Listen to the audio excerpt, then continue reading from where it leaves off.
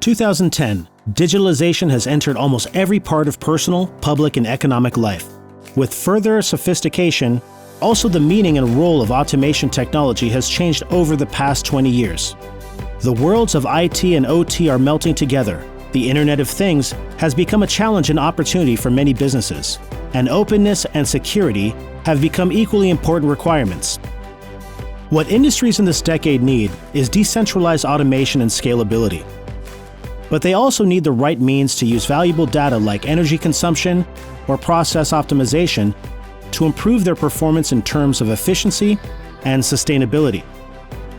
With new products such as the PFC 200 and touch panels and services like the WAGO Cloud, WAGO enables small businesses and large-scale plants to enter the next level of digitalization, and thus to be set up for the future.